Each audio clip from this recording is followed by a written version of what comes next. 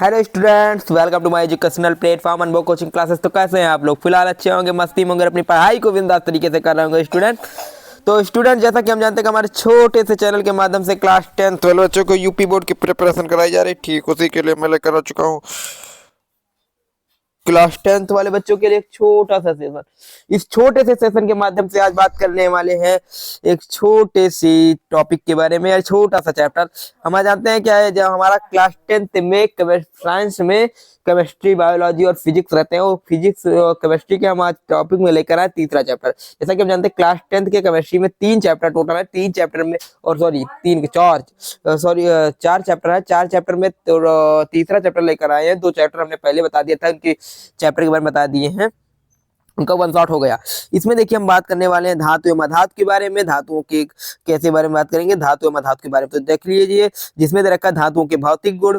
भौतिक गुण में बात करेंगे धातु एवं अधातु की कौन कौन से भौतिक गुण है, रासायनिक गुणधर्म है।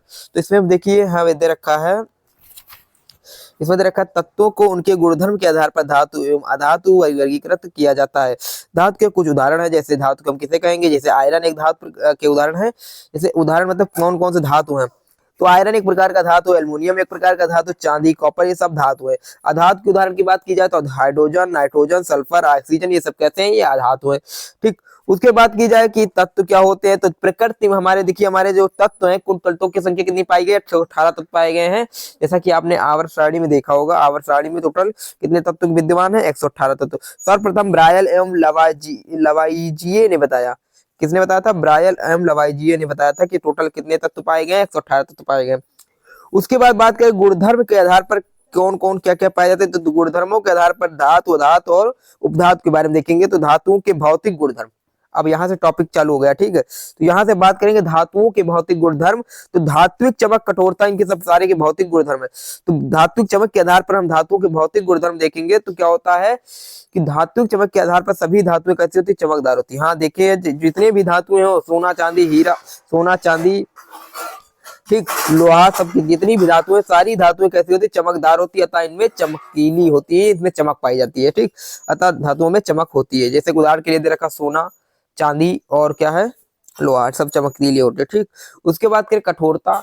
कठोरता का मतलब होता है ये कठोर होती है, इन्हें मतलब इन्हें धातुओं को कठोर धातु होती है, इन्हें चाकू से काटा नहीं जा सकता, यानी अत्यधिक कठोर होती है। ठीक, सभी धातुएं कठोर होती हैं। लोहा, एल्यूमिनियम आदि कठोर धातुएं। देख लीजिए अपवाद दे रखा है, अपवाद में देख रखा है, देखिए सोडियम, लिथियम और पोटेशियम अत्यधिक मुलायम धातुएं हैं, अतः इन्हें आसानी से चाकू से काटा जा सकता है।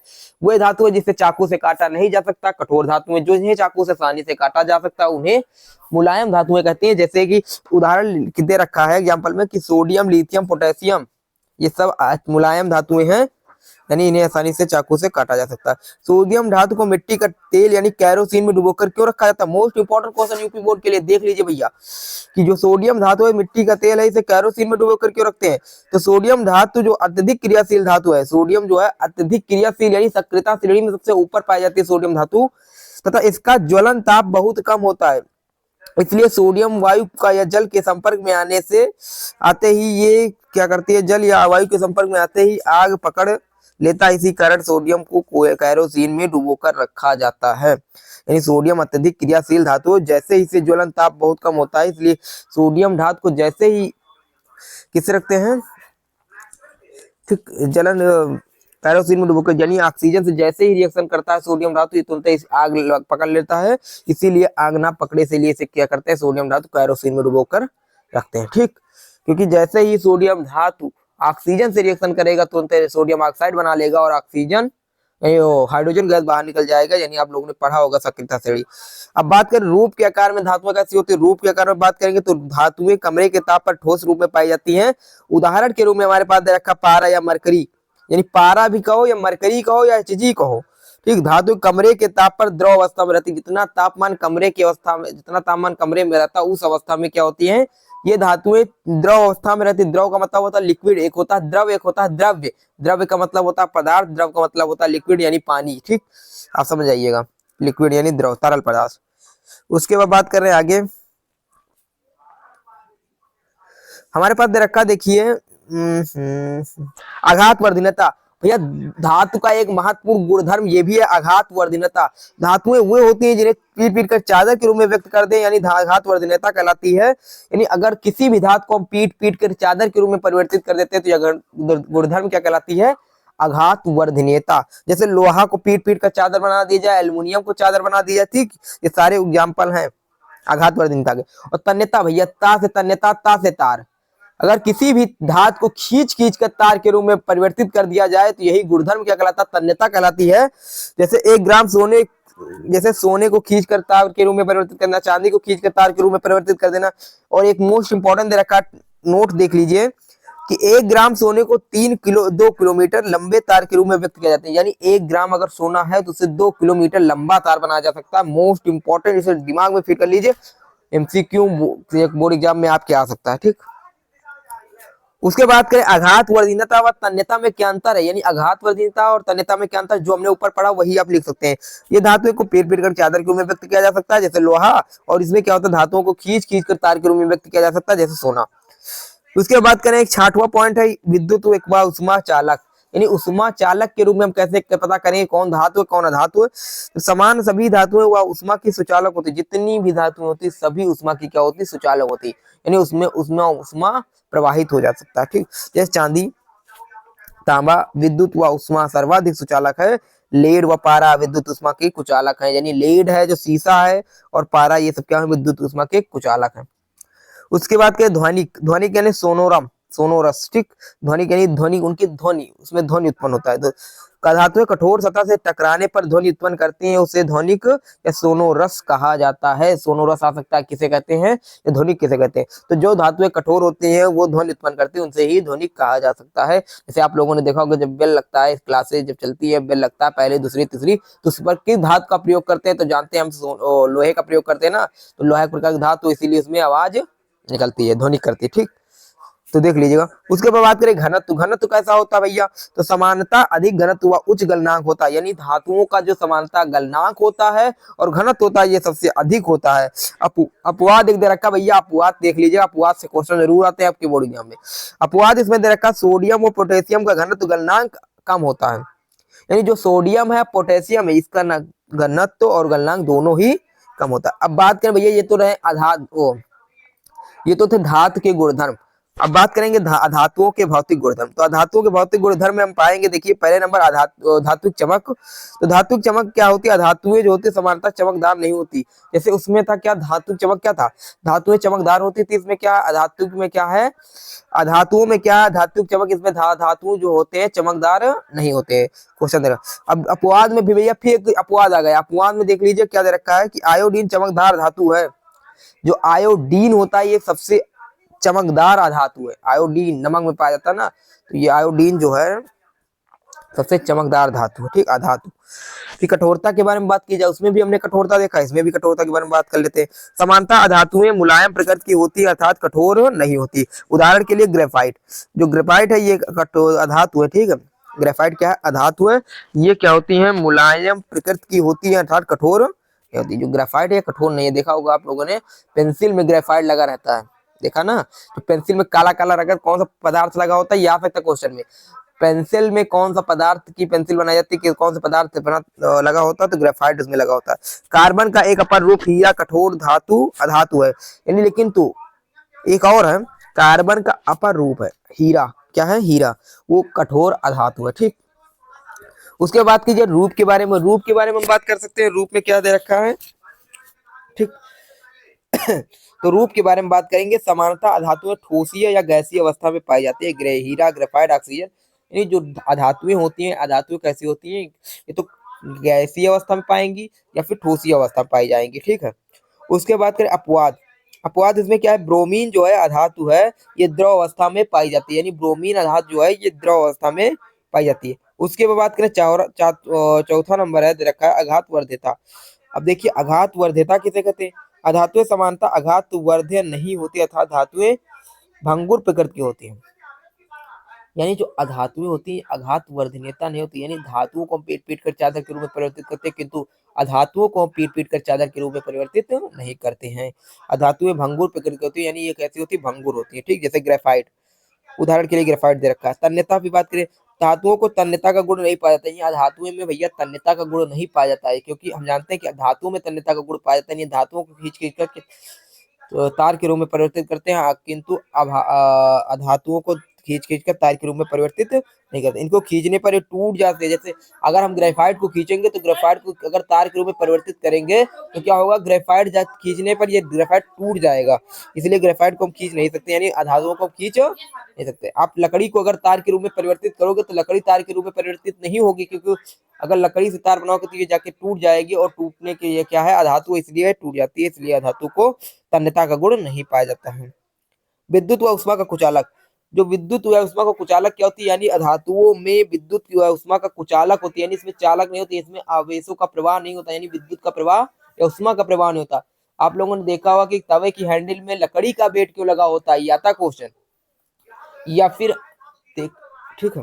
उसके बाद क्या है, अधातु कैसी होती है, ये उष्मा की कुचालक होती है। उदाहरण के लिए हीरा, हीरा क्या है, उष्मा की कुचालक है। ठीक, उसके बाद करें, एक अपवाद दे रखा है इसमें टॉपिक पे, इस टॉपिक पे अपवाद देख लीजिए, अपवाद से क्वेश्चन आपके बोर्ड एग्जाम में आ सकते हैं। ठीक, तो देख लीजिए, ग्रेफाइट अधातु विद्युत व उष्मा की सुचालक होती है। हीरा जो है वो कुचालक है, किंतु जो ग्रेफाइट होती है ये भी अधातु है, लेकिन अधातु है, किंतु ये विद्युत उष्मा की सुचालक होती है। ठीक है, देख लीजिए। उसके बाद बात की जाए ध्वनि के सोनोरस, उसमें हमने ध्वनि के बारे में देखा था। धातु में क्या हुआ था, ध्वनि में क्या परिवर्तन हुआ था कि धातुएं ध्वनि उत्पन्न करती हैं, लेकिन जो अधातुएं होती है ध्वनिक नहीं होती, यानी इसमें ध्वनि उत्पन्न नहीं होती है धातुओं में। ठीक, और उसके बाद बात करें, अगला टॉपिक है, ठीक, तो भैया देखिए, अब देखिए इसमें देखिए क्या दे रखा, हाँ, घनत्व के बारे में बात कर रहे हैं। तो यानी अधातु का जो घनत्व गलनांक बहुत कम होता है। ठीक, तो अधातुओं का घनत्व एवं गलनांक बहुत कम होता है। फिर उसके बाद बात कर रहे हैं एक और मोस्ट इंपॉर्टेंट, अब देखिए इन पे क्या होता है, धातु अधातु जो हमने अभी पढ़ा है, इन पे अंतर आ सकता है आपके बोर्ड एग्जाम में, धातु धातुओं में अंतर। तो धातुओं व अधातुओं को उनके भौतिक गुणों के आधार पर वर्गीकृत किया गया है, वही हमने जो पढ़ा है उसको एक सारणी में आप लोगों लेके आए हैं। ये सारणी देख लीजिए, तैयार कर लीजिएगा। ठीक है, तो गुणधर्म के आधार पर धात्विक चमक, कठोरता, रूप, आघात, वर्धितता, तन्यता और विद्युत उष्मा के चालक, घनत्व, ध्वनिक, ये 8 पॉइंट है। 8 पॉइंट में धातु कैसी प्रकृति होती है और अधातु के कैसे गुणधर्म होते हैं, ये सारे पॉइंट इसी सारणी में देखेंगे। सारणी तैयार कर लीजिएगा। ठीक, उसके बाद बात करें कि धातुओं की वायु के साथ क्रिया कराते हैं, यानी जो धातु होते हैं उनकी वायु के साथ क्रिया कराते हैं, यानी धातु को वायु में रख देते हैं तो क्या होता है उसपे। ठीक, तो उसमें हम देखेंगे क्या होता है, जब धातुओं को हम वायु के साथ क्रिया कराते हैं तो धातु क्या होते हैं, धातु ऑक्साइड बना लेते हैं। ठीक, ऑक्साइड का निर्माण करते हैं, यानी उसमें जैसे देखिए मैग्नीशियम का दहन, दहन से पहले रेजमाल साफ करना, यानी मैग्नीशियम को ऑक्सीजन से रिएक्ट कराएगा तो मैग्नीशियम ऑक्साइड बना।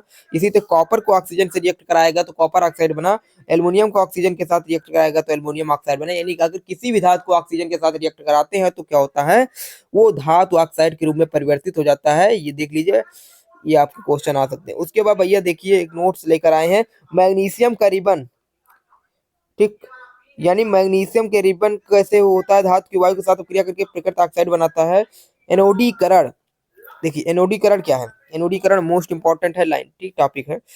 एल्युमिनियम को संक्षारण से बचाने के लिए एनोडीकरण प्रक्रिया का उपयोग होता है। एल्युमिनियम वायु के साथ क्रिया करके एल्युमिनियम ऑक्साइड की परत का निर्माण कर देता है। यानी एल्युमिनियम को अगर हमको संक्षारण से रोकना है, एल्युमिनियम पर कोई एल्युमिनियम धातु है, अगर एल्युमिनियम धातु को हमको संक्षारित से रोकना है, जंग लगने से बचाना है, तो क्या करते हैं, एनोडीकरण प्रक्रिया का उपयोग करते हैं, यानी एल्युमिनियम को वायु के साथ क्रिया करा के एल्युमिनियम ऑक्साइड की परत का निर्माण करा देते हैं।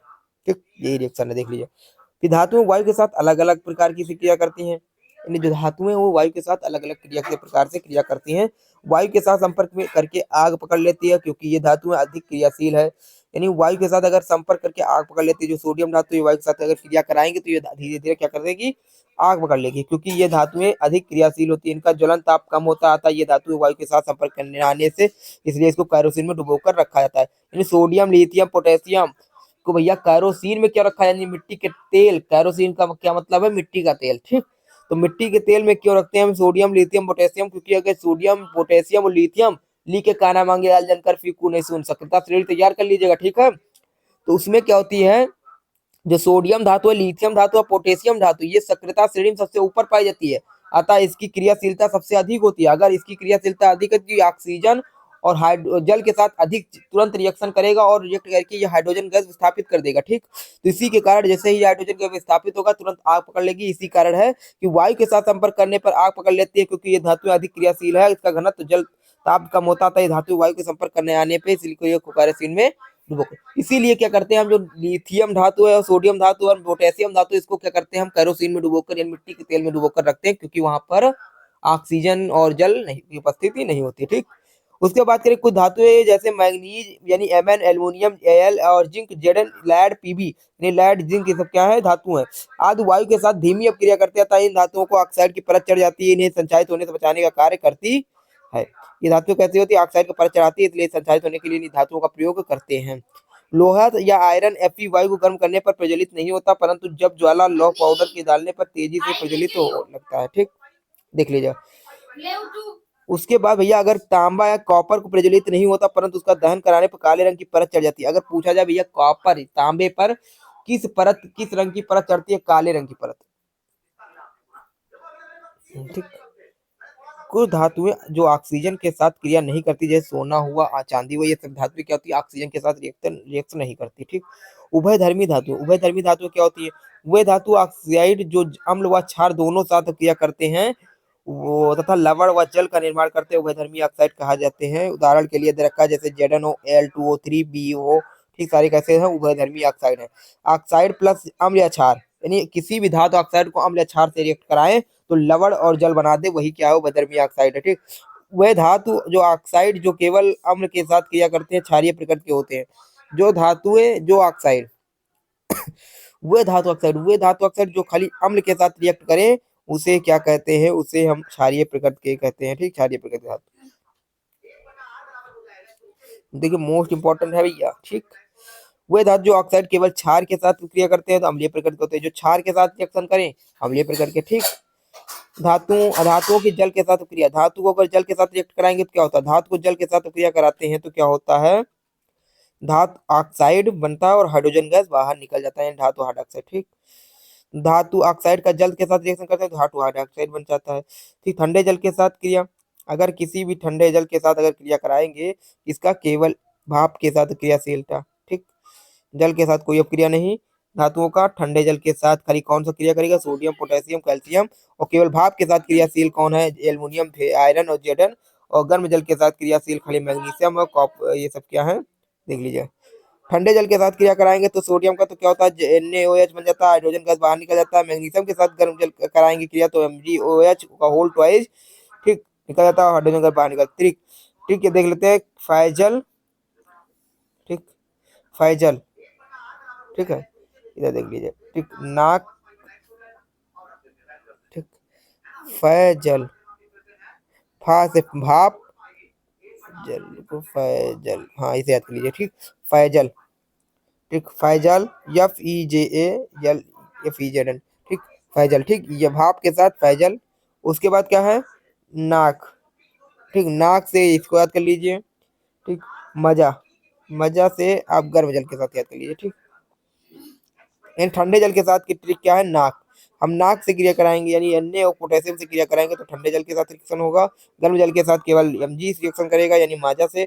और अगर उसके बाद बात करें धातु के या भाप के साथ तो फैजल, फैजल से FeZn हो जाएगा। ठीक,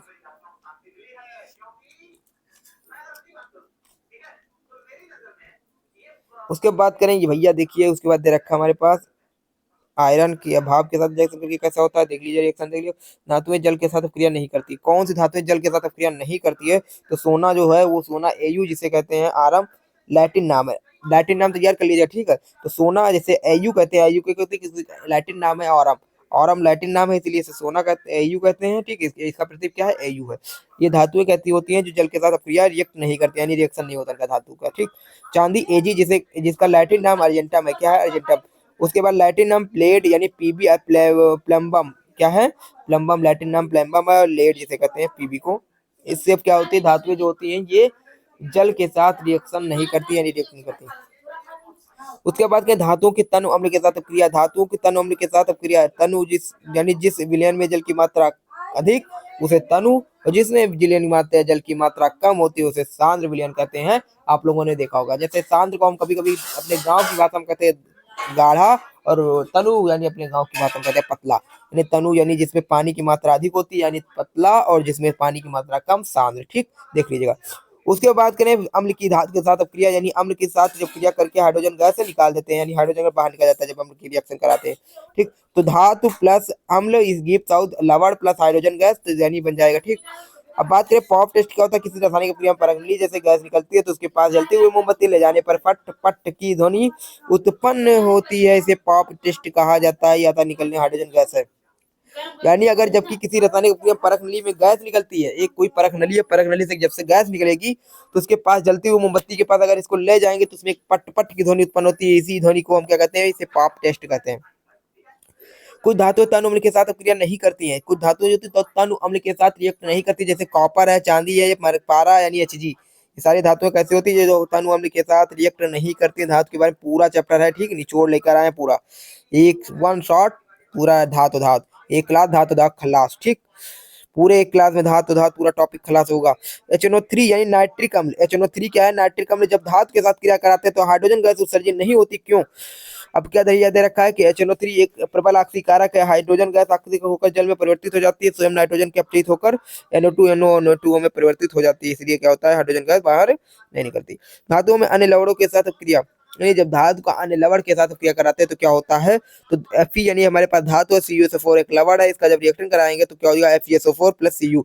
विस्थापन क्रिया भैया रट डालिए, मोस्ट इंपॉर्टेंट रिएक्ट है। यानी धातु का जब किसी अन्य लवण यानी रिएक्ट कराएंगे तो क्या हो जाएगा, ये लवण विलयन बना लेगा और धातु को विस्थापित कर देगा। यानी एक विस्थापन क्रिया की परिभाषा था कि जब अधिक क्रियाशील तत्व किसी कम क्रियाशील तत्व के जलीय विलयन से जब रिएक्शन कराते हैं तो क्रियाता है, तो अधिक क्रियाशील धातु को उसके कम अधिक क्रियाशील तत्व धातु कम क्रियाशील धातु को उसके जलीय विलयन से विस्थापित कर देता है। यह क्रिया विस्थापन क्रिया कहलाता है। तो वेस्ट वही है, लोहे के कील को जब हम कॉपर सल्फेट के विलयन यानी नीले रंग में डालते हैं तो ये फेरस सल्फेट का विलयन बन जाता है यानी हरा रंग, और यही कारण है कि विलयन का जो रंग होता है चेंज होता है, जैसे इसमें दे रखा ना।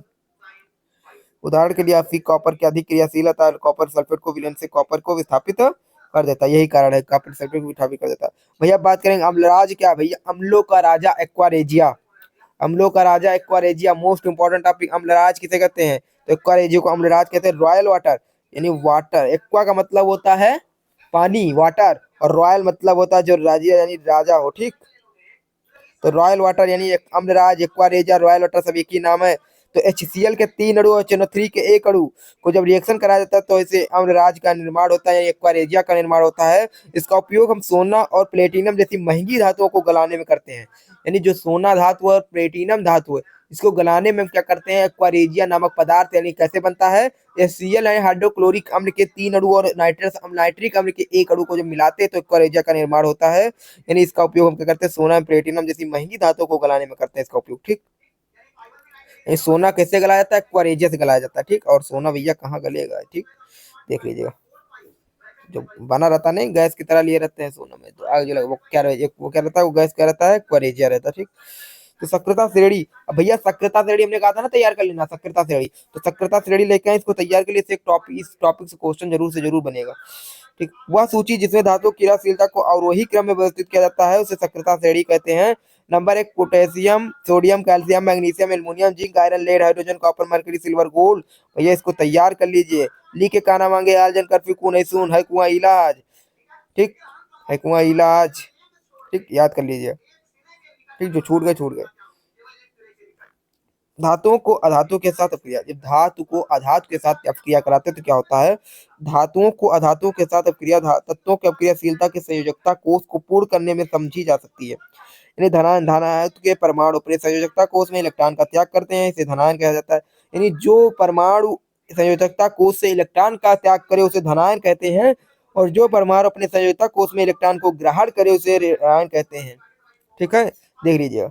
इलेक्ट्रॉन ज्ञात करने का सूत्र यानी 2n², यानी अलग इलेक्ट्रॉन की क्या ज्ञात करना है, इलेक्ट्रॉन को ज्ञात करना है तो क्या फॉर्मूला 2n²। तो k बराबर एक, पहले कक्ष में n बराबर एक इलेक्ट्रॉन रह सकते हैं, तो 1 का स्क्वायर है तो कितने टोटल पहले कक्ष में रहते हैं, 2 2 8 18 32, ये फार्मूला है। ठीक, याद कर लीजिए। पहले कक्ष में 2 इलेक्ट्रॉन, दूसरे कक्ष में 18, तीसरे कक्ष में 18, सॉरी दूसरे कक्ष में जल वाले कक्ष में 8, तीसरे कक्ष में 18, चौथे कक्ष में कितने रह सकते हैं, 32 इलेक्ट्रॉन रह सकते हैं। ठीक, 2n² फॉर्मूला है। उत्कृष्ट गैसें की बात की जाए तो उत्कृष्ट गैसें कौन कौन सी? हीलियम उत्कृष्ट गैस है, ठीक है, जिसका परमाणु क्रमांक परमाणु संख्या कितना होता है? 2 इलेक्ट्रॉन 2, ठीक, परमाणु क्रमांक 2, इलेक्ट्रॉन भी इसके 2 होते हैं, उत्कृष्ट गैसें। ठीक, उसके बाद हमारे पास दे रखा है नियॉन। नियॉन देखिए ये हमने क्लास 9 में बेसिक से पढ़ा, ठीक है, इसके बारे में आप 10th में देख लीजिए। नियॉन दे रखा, परमाणु संख्या इसका 10, इलेक्ट्रॉन कितना होगा? इलेक्ट्रॉनिक विन्यास अगर देखेंगे तो 2 8 इसका इलेक्ट्रॉनिक विन्यास हो जाएगा, ठीक। उसके बाद इसका इलेक्ट्रॉनिक विन्यास आर्गन का देखेंगे, आर्गन का परमाणु संख्या 18 है, अगर इलेक्ट्रॉनिक विन्यास की बात की जाए 2 8 8 8 2 8 8 8 हो जाएगा, ठीक। उसके बाद सोडियम का इसी तरह इलेक्ट्रॉनिक विन्यास करेंगे तो इसका परमाणु संख्या 11 है, इसका इलेक्ट्रॉनिक विन्यास करेंगे तो 2 8 1 हो जाएगा, ठीक। उसके बाद क्लोरीन का इलेक्ट्रॉनिक विन्यास देखेंगे तो 17 है परमाणु संख्या, उसके बाद क्लोरीन का इलेक्ट्रॉनिक विन्यास होगा 2 8 7, यानी 2 8 10 7 17, ठीक। तो देखिए सारी इलेक्ट्रॉनिक विन्यास है,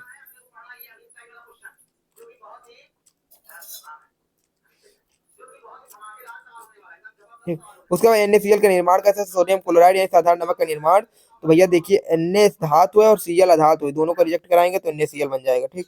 अब देखिए उत्कृष्ट गैसें कौन से हैं, धातुएं कैसे हैं, देखिए प्रतीक, ठीक। तो तत्वों के प्रकार, तत्व कैसे हैं, तत्व के प्रकार यानी उत्कृष्ट गैसें कौन कौन से हैं? तो हीलियम, नियॉन और आर्गन, ये कैसे हैं? उत्कृष्ट गैसें हैं, जिनकी परमाणु संख्या 2 10 18 परमाणु संख्या, ठीक, इलेक्ट्रॉनिक विन्यास से कर। अब धातुओं के बारे में बात की जाए तो sodium, magnesium, aluminium, potassium, calcium, ये सारी धातुएं हैं। धातुओं के बारे में बात की जाए तो नाइट्रोजन, ऑक्सीजन और क्या, फ्लोरीन, फास्फोरस, सल्फर, क्लोरीन, ये सब कैसी हैं? धातुएं हैं, ठीक। उसके बाद बात करें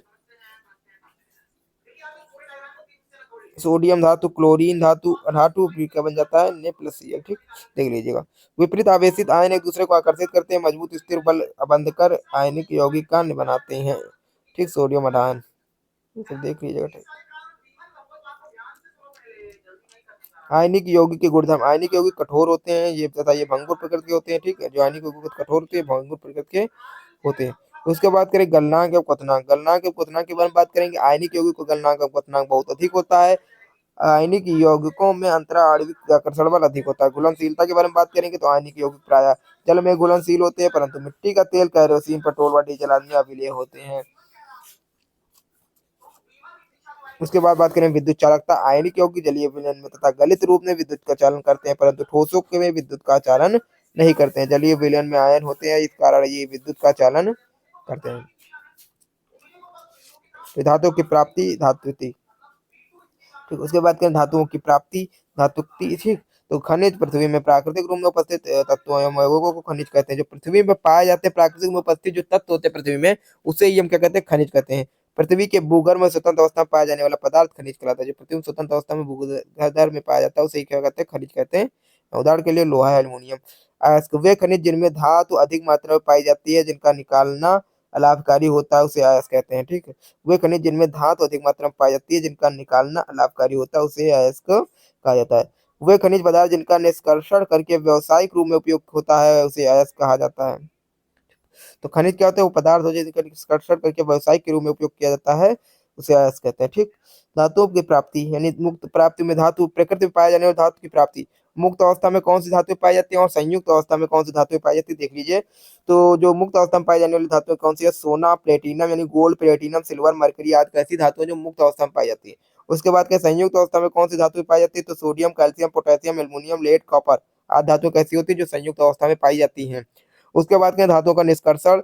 धातुओं का निष्कर्षण के बारे में बात करेंगे तो क्या है? Potassium, sodium, calcium, potassium, sodium, calcium, magnesium, aluminium, zinc, iron, P B, lead यानी कॉपर, Hg, ये सब क्या है? ये सब प्राकृतिक अवस्था वाले हैं, ठीक है। विद्युत गठन होता है इनका, प्राकृतिक अवस्था होता है। सक्रियता श्रेणी एवं संबंधित धातुकर यानी धातुओं का निष्कर्षण अगस्क से प्राप्त धातु प्राप्त करना। चरण नंबर 1 यानी एक अयस्कों का समुद्रीकरण यानी क्या है? नंबर 2 द्विरेखा धातु का निष्कर्षण, धातु का परिष्करण। ये मोस्ट इंपोर्टेंट टॉपिक है, देख लीजिए इसे। उसके बाद करें भैया अयस्क क्या है? अयस्कों का समृद्धिकरण। तो गैंग एक आता है, गैंग यानी जिसे गैंग क्या है? गैंग से क्वेश्चन होता है। पृथ्वी में खनिज अयस्कों में मिट्टी, रेत, धूल अर्थात कुछ अशुद्धियां पाई जाती है, इसी अशुद्धियों को क्या कहते हैं? गैंग कहते हैं। यानी अयस्कों में पाई जाने वाली अशुद्धियों को ही गैंग कहते धातुओं का निष्कर्षण पहले हम अशुद्धियों को हटाना आवश्यक होता है। इसको गहन घटाने के लिए कुछ प्रक्रियाओं का उपयोग करना पड़ेगा अथवा उनके भौतिक रासायनिक गुणों को पहचान करके उन्हें पृथक किया जा सकता है। अयस्क यानी अयस्क को कैसे हटाएंगे, उसमें जो अशुद्धियां पाई जाती है उनको